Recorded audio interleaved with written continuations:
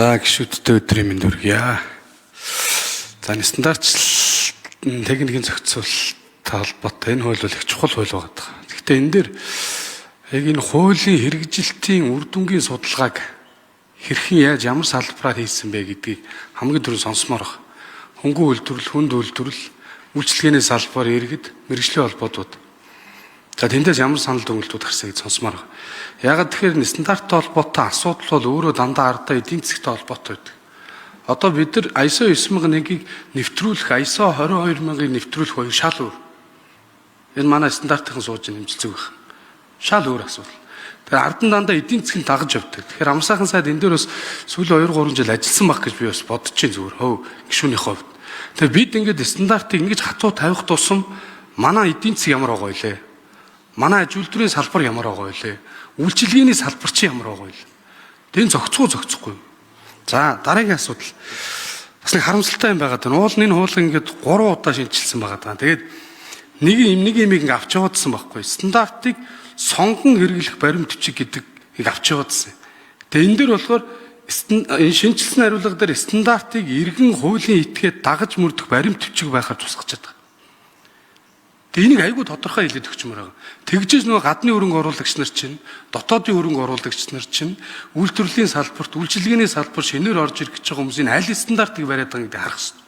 За бид нар Японы хасабыг нэвтрүүлэхэд хэдийн хэмжээний хөрөнгө оруулалт хийх гээд байгаа. За магадгүй ISO 9001-ийн зөвшөөрөөд явах юм уу, 22000-а бариад байгаа гэдэг дээр хардаг болохоор яагаад энэ ингэж бодиттой ингэж оруулж ирсэн бэ гэдгийг дээр нэг хариулт авчмаар байна. За стандартыг хэрэгжүүлнэ гэдэг чинь Монгол улсад асуудал болчиход байгаа шүү дээ. Яг өнөөдрийн нөхцөл байдал бол асар олон стандартууд байдаг. За бүгд ярьдаг. За социализмын үеэс авахлаад явсан шинээр үйлчлэгээний салбар, үйлдвэрлэлийн салбарт нэвтрүүлсэн стандартууд ингээл явдаг. Тэрийг ингээл батлаад өгөөл ингээл явдаг. Анхны юмнууд болохоор баталгаас өөр арга байхгүй гэж явдаг. Хэрэгжилт нь ямар байгаа юм бэ? Энд чинь хамгийн чухал. Энийг л яаж сайжруулах? Ингээд чадах юм бол бид нар эхний стандартыг давах юм бол дараагийн хөрөнгө оруулалт хийгдэл дараагийн стандарт ингээд явдаг. Олон улсын жишээ ерөөсөө тэр шүү дээ. Яагаад энэ Канадууд одоо энэ Италид стандартыг аягүй сайн мөрдүүлээд байна гэдэг чинь бусад улс их орнуудыг манай аймаг худалдаж аваа л гэж тулгаж байгаа шүү дээ. Хамгийн энгийнээр бол энэ бол хүний эрүүл ахуйн шаардлагыг хангацсан юм аа. Энэ бол технологийн давуу талыг шингээсэн юм аа. Энэ бол шинэ ноу хав, шинэ инновац ороод ирсэн юм аа. Энийг авах хэрэгтэй. Яагаад гэвэл энийг хийгдсэн. Тэг бусад дэлхийн орнуудтай тэр худалдаа авалтын энэ стандартчлаар дэмжиж цаашаа явж байгаа. Тэр энэ тал дээр ямар судалгаа байгаа даа. Энэ үндсэн нэг 4 асуулт асуучих. Тэгээд тодруулъя да. За хариулт өгье. Шадар сайд.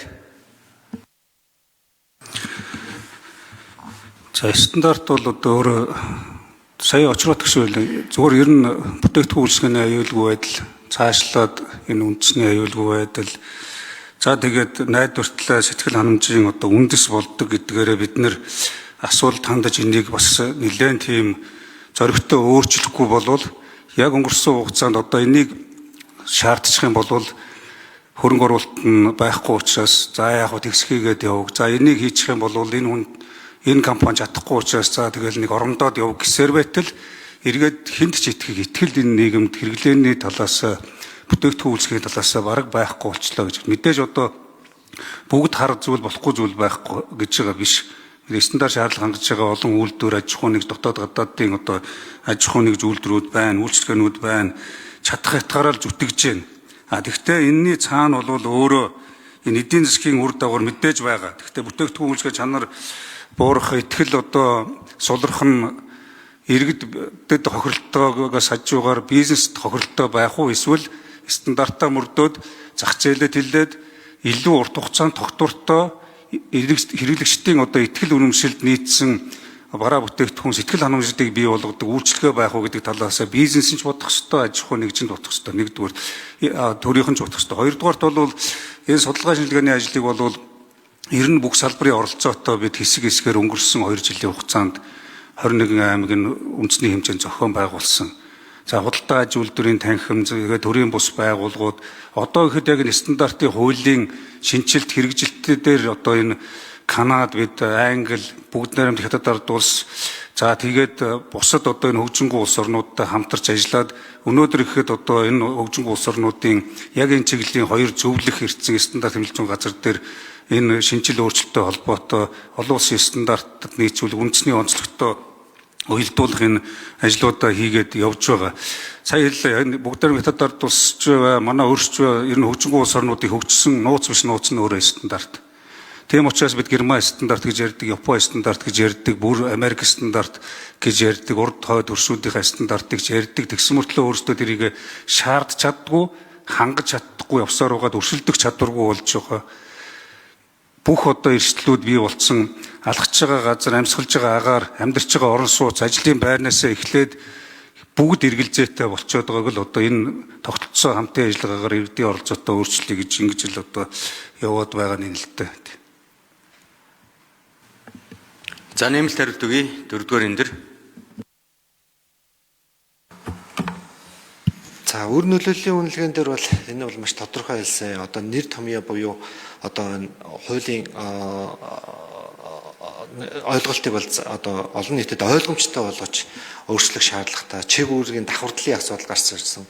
Дээрэс нь итгэмжлийн байгууллагын чиг үүргийн статусыг тодорхой бус байсан гэж хэлсэн. За мэдээллийн нэгдсэн сан зохицуулалт ерөөсөй байхгүй. Тусгай зохицуулалт хуулиараа зохицуулаагүй байна гэж хэлсэн.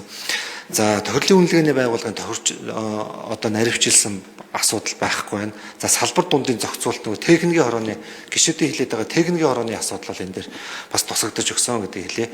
За стандартын хэрэгжилтийн асуудал дээр бол энэ 22 ям за 30 гаруй одоо айгналхуудаас стандартын хэрэгжилтийн асуудал дээр бол 24 онд боллоо гэдэг одоо стандартын хэрэгжилтийг гаргаж өгөөч гэсэн одоо 2 ям тамгийн газраас бусд нь бол стандартын хэрэгжилтийг бол